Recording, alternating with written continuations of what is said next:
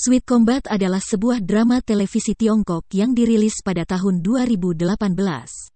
Drama ini bercerita tentang seorang atlet taekwondo bernama Fang Yu, diperankan oleh Lu Han. Film diawali dengan memperlihatkan seorang petarung cantik, yang bernama Fang Yu terlihat menghadap seorang laki-laki tua, yang ternyata itu adalah kakeknya. Di sini sang kakek meminta Fang Yu untuk menjadi penerusnya sebagai pemimpin perusahaan. Akan tetapi Fang Yu menolak hal itu, dan lebih memilih untuk menjadi petarung MMA. Fang Yu menunjukkan sebuah surat dari universitas yang akan menjadi tempat tujuannya nanti. Di waktu yang lain terlihat seorang laki-laki yang bernama Ming Tian. Dia sangat lembut dan tak suka berkelahi. Meski begitu Ming Tian ini adalah seorang kepala keluarga untuk kedua adiknya, karena kedua orang tua mereka sudah menelantarkan mereka. Suatu ketika Ming Tian diberi pekerjaan oleh bosnya, untuk mengantarkan sebuah pesanan ke tempat langganannya. Terlihat jika si bos sangat menyukai hasil pekerjaan Ming Tian yang bagus dan sangat cepat, oleh karena itu dia menjadi salah satu karyawan kesayangan bosnya tersebut. Singkat cerita, Ming Tian pergi mengantarkan pesanan tersebut dengan menggunakan sebuah sepeda. Di saat berada di jalanan yang menurun Ming Tian melihat seorang nenek yang tak sengaja melepaskan gerobak berisi barang dagangannya. Dengan seketika Ming Tian pun bergegas untuk berlari mengejar gerobak tersebut, di saat yang bersamaan Fang Yu menendang gerobak itu. Sehingga isi gerobak itu berserakan. Melihat kejadian tersebut si nenek pemilik gerobak itu marah-marah, sedangkan Fang Yu sendiri terlihat sangat cuek. Dia memberikan sejumlah uang kepada si nenek sebagai pengganti gerobaknya. Setelah kejadian tadi Ming Tian terlihat menuju ke sebuah rumah. Yang ternyata adalah rumah guru bela dirinya si gadis cuek tadi. Ming Tian ke sana untuk mengantarkan pesanan yang ternyata guru bela diri dari Fang Yu pelanggan setia dari bosnya. Hal itu membuat Ming Tian dan Fang Yu kembali berpapasan akan tetapi lagi-lagi Fang Yu bersikap sangat cuek. Beberapa waktu kemudian keduanya kembali bertemu untuk ketiga kalinya saat menghampiri sebuah air mancur. Namun kali ini mereka tak menyadarinya. Karena pada saat itu keduanya sedang fokus berdoa dan membuat permohonan masing-masing sambil melemparkan sebuah koin. Beberapa waktu kemudian Ming Tian mendapatkan surat undangan dari universitas. Di mana hal itu membuatnya senang sekaligus bingung, karena dirinya memiliki dua adik yang harus dibiayainya. Namun beruntungnya masalah itu berhasil dipecahkan dengan bantuan dari bosnya. Bukan hanya itu si bos juga mengenalkan Ming Tian pada sahabatnya. Dengan begitu Ming Tian tak akan kesulitan untuk mencari pekerjaan di tempat barunya nanti. Singkat cerita Ming Tian akhirnya pindah ke kota tempat universitas itu berada. Di sini dia juga membawa serta kedua adiknya. Mereka menyewa sebuah rumah sederhana. Di kota baru ini Ming Tian masih tak jauh berbeda dengan kehidupan di kota asalnya. Sebelum pergi ke kampus Ming Tian harus bekerja dan mengantarkan kedua adiknya untuk bersekolah. Di saat pertama kali tiba di kampus Ming Tian merasa banyak sekali mahasiswi yang menyapanya, sekaligus memuji ketampanannya. Anehnya di sana tak ada satupun mahasiswa laki-laki yang ditemuinya. Di kampus tersebut Ming Tian adalah mahasiswa satu-satunya yang laki-laki, itu diketahuinya dari pengumuman yang diberikan oleh salah seorang staf pengurus kampus. Semua mahasiswi pun terlihat bersorak, dan segera mengejar Ming Tian. Hal itu membuat Ming Tian kabur hingga berada di suatu taman. Di taman lagi-lagi Ming Tian bertemu dengan Fang Yu untuk keempat kalinya. Hal itu membuat Fang Yu juga bertanya-tanya, namun dia tetap saja bersikap cuek. Mereka berdua terlibat perdebatan kecil dikarenakan oleh tangan Ming Tian yang tergores oleh tas Fang Yu. Bukannya meminta maaf Fang Yu malah memberikan uang sebagai gantinya. Ming Tian merasa terhina, dia pun mengungkit tindakan Fang Yu terhadap si nenek di saat waktu itu, mereka pun kembali berdebat dengan sangat sengit. Kejadian itu Fang Yu ceritakan kepada seorang sahabatnya, namun Fang Yu beralasan jika dirinya terpaksa menendang gerobak nenek tersebut. Karena dirinya ingin menyelamatkan seorang anak kecil yang hampir tertabrak. Cerita berpindah. Terlihat Ming Tian yang sedang berada di dalam kelas untuk mengikuti kuliahan pertamanya. Di sini dia tidak bisa belajar dengan fokus, karena statusnya sebagai satu-satunya mahasiswa laki-laki. Hal itu membuat dirinya menjadi pusat perhatian di dalam kelasnya. Berpindah ke Fang Yu masa lalunya pun mulai terungkap. sikapnya yang cuek seperti saat ini adalah akibat dari trauma masa kecilnya. Pada saat waktu kecil Fang Yu didandani sebagai anak laki-laki oleh orang tuanya. Orang tua Fang Yu sebenarnya sangat menginginkan seorang anak laki-laki. Semua teman sekolahnya saat itu menganggap jika Fang Yu anak laki-laki. Tapi semuanya berubah ketika adik laki-lakinya telah lahir. Fang Yu kembali ke kodratnya sebagai perempuan. Itu membuat teman-teman sekolahnya terkejut hingga akhirnya mereka membulinya. Cerita berpindah terlihat Ming Tian yang mendengar adiknya mengigau. Adiknya menyebut salah satu petarung MMA dengan julukan ratu yang diidolakannya. Di sini Ming Tian mengetahui jika sosok yang diidolakan oleh adiknya adalah Fang Yu. Ming Tian mengingat momen pertemuannya dengan Fang Yu. Ada satu momen di mana Ming Tian teringat sosok ibunya di saat melihat mata Fang Yu. Karena ternyata dulu sang ibu meninggalkan Ming Tian bersama ayahnya yang saat itu sedang mabuk, namun masih belum diketahui tentang permasalahan apa yang dialami oleh keluarga Ming Tian. Tiba-tiba Ming Tian pergi ke kampus untuk mengundurkan diri, dengan alasan tak ada toilet laki-laki yang bisa dia gunakan. Sebenarnya dirinya tak ingin bertemu kembali dengan Fang Yu. Namun tanpa diduga seorang pengurus langsung memperlihatkan sebuah surat perintah untuk membangun toilet, di mana ternyata toilet tersebut sudah jadi. Dan uniknya pintu toilet pria tersebut memakai siluet foto Ming Tian. Melihat hal itu dia hanya terdiam tak bisa berkata apapun. Meski begitu Ming Tian tetap bertekad untuk mengundurkan diri dari kampus tersebut, pengurus kampus pun akhirnya menyerah dan menyetujui keinginannya tersebut. Namun dengan satu syarat di mana Ming Tian harus menyimpan surat pemberiannya di suatu kotak pos yang terletak di sebuah ruangan. Awalnya Ming Tian menganggap mudah permintaan tersebut. Tetapi di saat dirinya sampai di ruangan tempat kotak pos tersebut, ternyata banyak sekali rintangannya yang harus dia hadapi. Sayangnya dia dianggap kalah setelah menerima satu tendangan.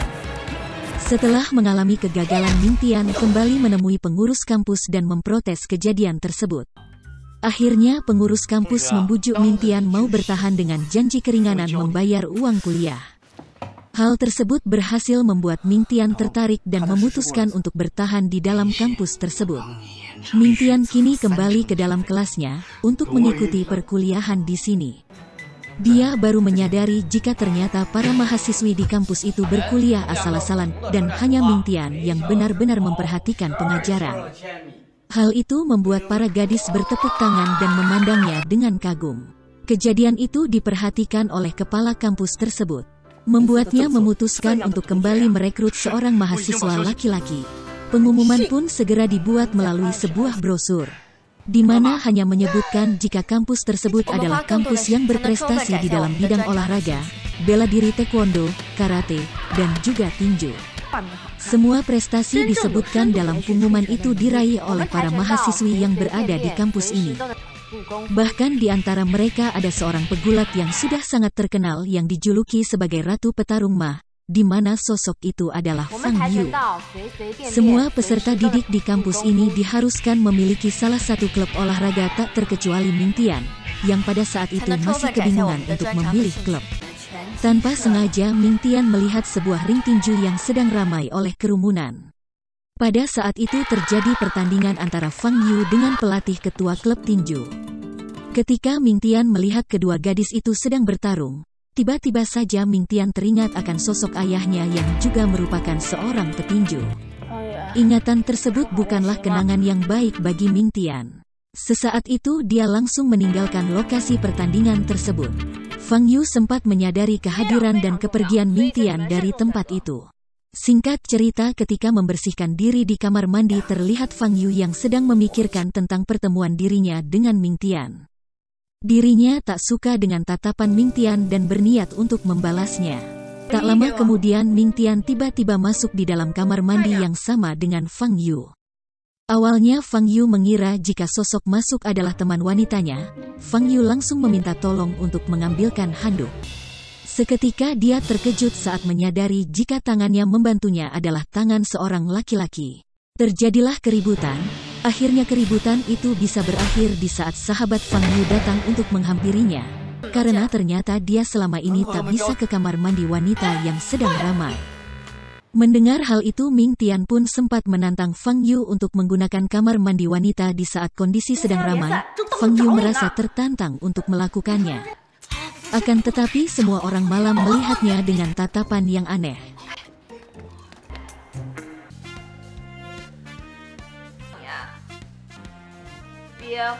Cerita berpindah.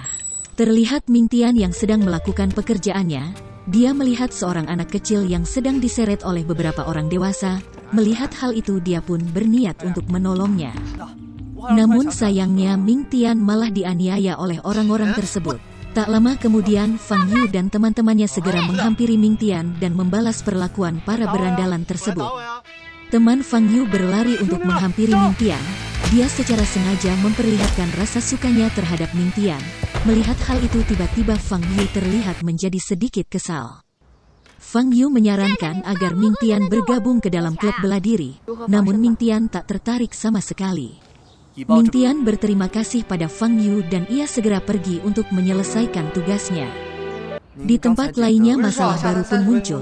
Saat Ming Tian tiba di tempat tujuan, pelanggannya pun marah dan sempat mengomeli Ming Tian. Namun tanpa diduga, tiba-tiba saja Fang Yu berada di tempat tersebut dan langsung menolongnya. Ternyata pelanggannya itu adalah adik kandung Fang Yu. Berkat Fang Yu, Ming Tian kembali selamat dari nasib buruknya. Beberapa saat kemudian Fang Yu berada di dalam kamarnya. Ia masih memikirkan kejadian yang dialaminya sepanjang hari ini bersama Ming Tian.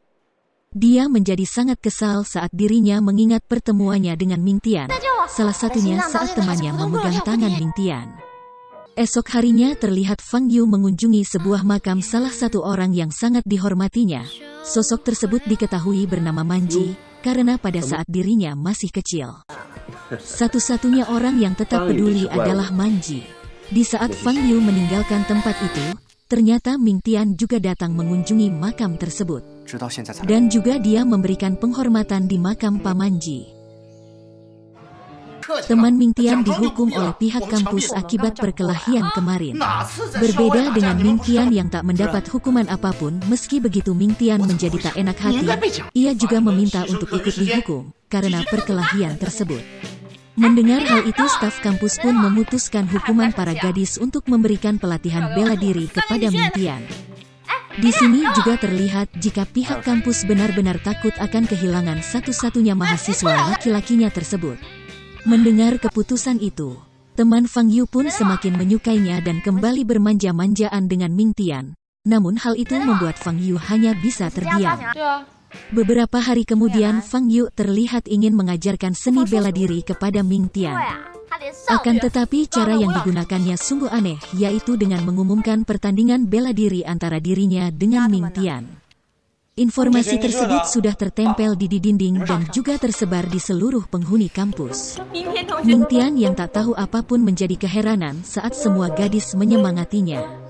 Setelah mengetahui informasi itu, dia pun segera menghampiri Fang Yu dan memprotes tentang rencana pertarungan tersebut. Ming Tian berkata jika dirinya tak mempunyai waktu untuk melakukan hal itu. Namun Fang Yu awalnya terlihat gugup dan salah tinggal karena dirinya mengira jika Ming Tian akan berterima kasih terhadapnya. Namun yang terjadi justru malah sebaliknya. Mereka berdua terlihat berdebat hingga akhirnya Ming Tian pergi meninggalkannya Fang Yu. Mengetahui hal tersebut, sahabat Fang Yu mencoba untuk menghiburnya. Karena dirinya menyadari jika Fang Yu mulai menyukai Ming Tian, dia pun segera mengajak Fang Yu untuk pergi ke tempat kerja Ming Tian meminta maaf. Sayangnya Ming Tian sudah tak bekerja di tempat tersebut akibat perkelahian yang terjadi sebelumnya. Fang Yu teringat akan sepeda Ming Tian yang sudah rusak akibat ulah berandalan itu. Dia pergi ke toko sepeda dan membeli sepeda paling mahal di tempat tersebut. Feng Yu berniat untuk memberikan sepeda itu kepada Ming Tian. Setelah keluar dari toko sepeda, Fang Yu mengamati sepeda mahal yang dibelinya tersebut. Dengan rasa bangga, Fang Yu sangat yakin jika Ming Tian akan menyukai sepeda yang akan diberikannya itu. Tiba-tiba dia menyadari jika dirinya sedang memikirkan Ming Tian yang selama ini dia benci. Tentu saja dia pun segera menepis pikiran tersebut.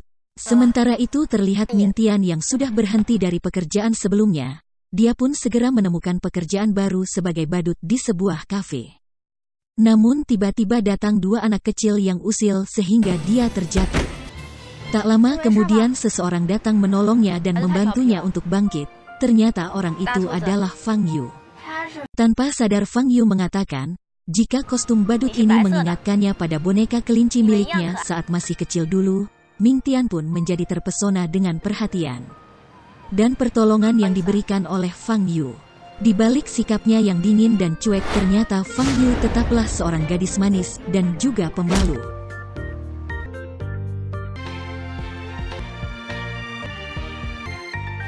Singkat cerita, sifat pemalu itu pun terbukti di saat dirinya meminta bantuan kepada sahabatnya untuk memberikan sepeda mahal yang telah dibelinya kepada Ming Tian.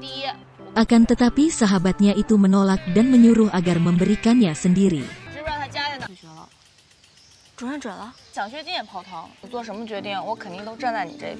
Setibanya di rumah Ming Tian, Fang Yu terlihat kecewa di saat dia melihat salah satu temannya yang menyukai Ming Tian.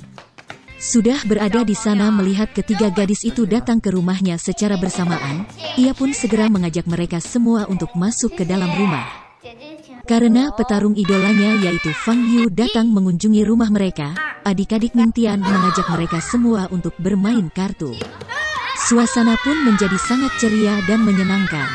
Termasuk Fang Yu yang terlihat sangat senang dan juga sering tertawa lepas. Tiba-tiba muncul seekor kecoa yang membuat semuanya histeris.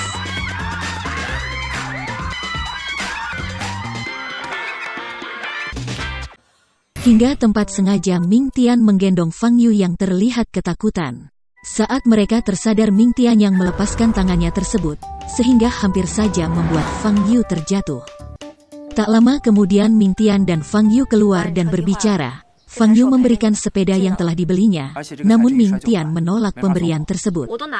Dia beralasan jika sepeda tersebut tak cocok digunakan untuk pekerjaan pengirimannya. Mendengar hal itu, Fang Yu menjadi kesal dan mengajak teman-temannya untuk segera pulang. Di sisi lain, adik Ming Tian terlihat bahagia setelah kedatangan sang idolanya, yaitu Fang Yu. Ia pun meminta izin kepada Ming Tian untuk bergabung dengan klub taekwondo di sekolahnya. Mendengar hal itu, Ming Tian seketika terlihat marah dan langsung menolaknya. Dia teringat masa lalu, di mana penyebab sang ibu meninggalkan mereka adalah di saat ayahnya bertanding.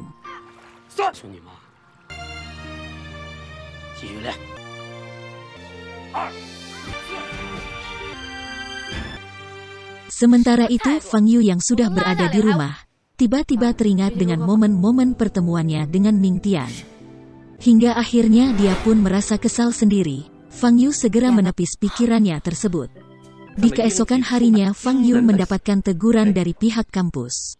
Karena telah membuat jadwal pertandingan dengan Ming Tian, keduanya mendapatkan hukuman bersama untuk membersihkan kolam renang. Awalnya mereka terlihat menjalani hukuman seperti biasa saja. Setelah beberapa waktu, keakraban pun mulai terjalin di antara mereka berdua. Mereka tak canggung lagi, malah mereka berdua bermain air bersama, karena ulah mereka bermain air. Penjaga mengikat kedua kaki mereka, agar tak lagi bermain-main, sehingga hukuman yang melelahkan tersebut membuat keduanya tanpa tersadar beristirahat. Dengan posisi kaki yang masih terikat, Fang Yu terlihat memperhatikan Ming Tian yang tak sengaja tertidur.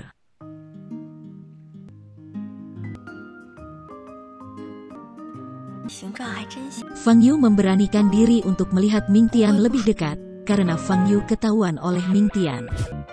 Mereka berdua pun menjadi sangat canggung dan Fang Yu pun segera pergi meninggalkan Ming Tian yang masih tertegun. Fang Yu yang bertanya-tanya dan merasa kebingungan akan perasaannya sendiri, tiba-tiba berpapasan dengan dua temannya yang sedang membicarakan tentang ciri-ciri orang yang sedang jatuh cinta. Fang Yu merasa jika ciri-ciri tersebut sama persis seperti yang dirasakannya terhadap Ming Tian. Sambil memegangi dadanya, dia pun kembali teringat momen di saat bersama dengan Ming Tian. Fang Yu berusaha menolak untuk mengingatnya, namun bayangan itu selalu terlintas di pikiran Fang Yu.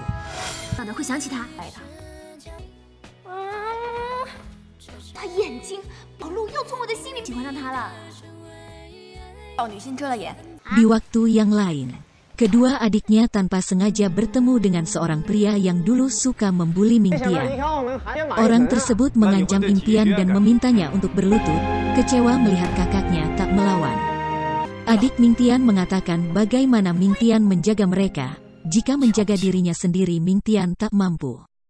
Adiknya juga membandingkan kelemahan Mingtian tersebut dengan sosok ayah mereka yang merupakan seorang jagoan dan petarung. Di rumah Mingtian memikirkan ucapan adiknya tersebut ternyata sama persis dengan apa yang diucapkan oleh Fang Yu. Akhirnya Mingtian membulatkan tekad untuk berlatih bela diri, agar ia bisa melindungi orang-orang yang disayanginya. Singkat cerita Mingtian akhirnya bergabung dengan klub tinju, dan dilatih langsung oleh sahabatnya sendiri untuk membuktikan jika dirinya tak lagi lemas seperti dulu. Pada suatu momen terlihat Mingtian yang didatangi oleh berandalan tempo hari. Tapi tiba-tiba Fang Yu muncul dan membela Mingtian secara terang-terangan. Masalah itu pun selesai dan Mingtian segera pergi meninggalkan tempat tersebut. Sementara itu Fang Yu terlihat malu sendiri atas tindakannya.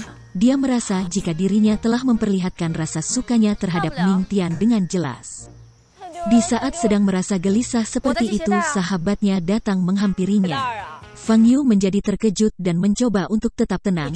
Cerita berpindah, di mana Fang Yu dan adiknya diajak makan malam oleh sang kakek di sebuah restoran mewah. Di sini sang kakek mengenalkannya dengan anak relasi bisnisnya, di mana hal itu bermaksud untuk menjodohkan mereka berdua. Tanpa diduga ternyata ada laki-laki tersebut adalah teman masa kecil Fang Yu, yang dulu sering mempermalukannya di hadapan teman-temannya. Fang Yu menjadi terkejut dan meninggalkan ruangan tersebut, karena merasa tak nyaman dengan sosok laki-laki itu. Tanpa diduga ternyata Mim Getian juga berada di tempat tersebut dan bekerja sebagai pelayan. Di saat Fang Yu mengingat kenangan buruk tersebut, tiba-tiba teman kecilnya tersebut menghampirinya mencoba untuk merayunya. Tanpa sengaja Mingtian yang mendengar pembicaraan mereka berdua, sampai pada saat Fang Yu meninggalkan laki-laki tersebut. Mingtian mengetahui jika sebenarnya laki-laki itu adalah sosok yang menyebalkan bagi Fang Yu sejak masih kecil. Akhirnya Mingtian pun dengan sengaja menumpahkan minuman ke pakaian laki-laki itu. Meskipun sudah meminta maaf, tetap saja sang manajer harus memecat Mingtian dari restoran mewah itu. Kemudian Fang Yu segera menemui Mingtian yang terlihat biasa saja setelah dipecat dari pekerjaannya. Mingtian berbohong dan tak ingin menunjukkan jika dirinya melakukan hal tersebut demi Fang Yu.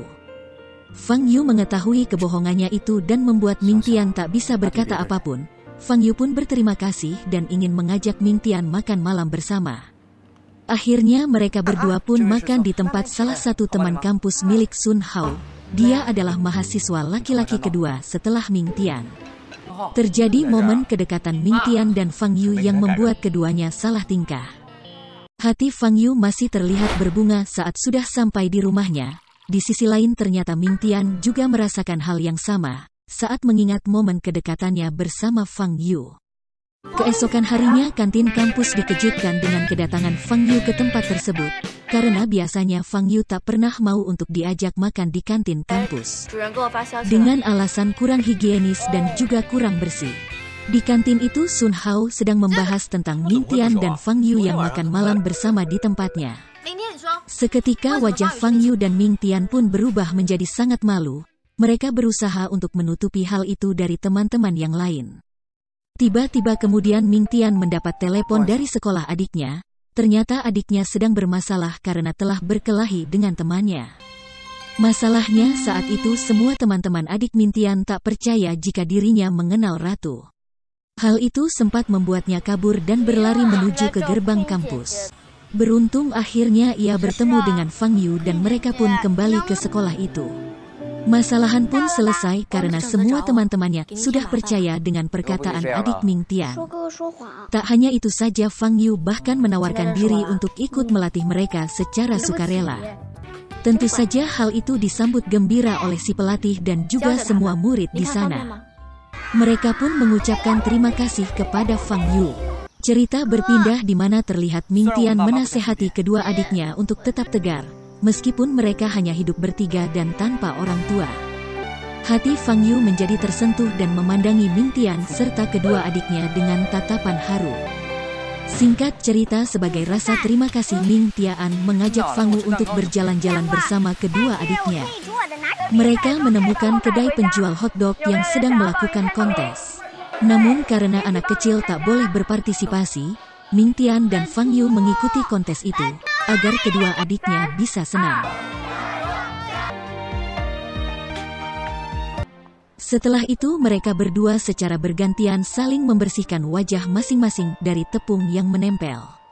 Mereka terlihat tersenyum malu dan saling bertatapan dengan hangat. Hingga akhirnya adik Ming Tianpu pun mengganggu, karena dirinya juga sangat menyukai Fang Yu. Cerita berpindah. Terlihat Ming Tian yang sedang bekerja di kedai milik Sun Hao. Namun tiba-tiba dia didatangi oleh preman yang pernah membulinya dulu. Ia bernama Mai Jen. Dia dengan sengaja datang untuk mencari masalah dengan Ming Tian dengan memesan banyak makanan. Namun tak ada satupun yang dimakan. Dia beralasan jika penyajiannya buruk hingga selera makannya sudah hilang. Sampai di sini film akan bersambung ke part 2. 得由明才会到这里。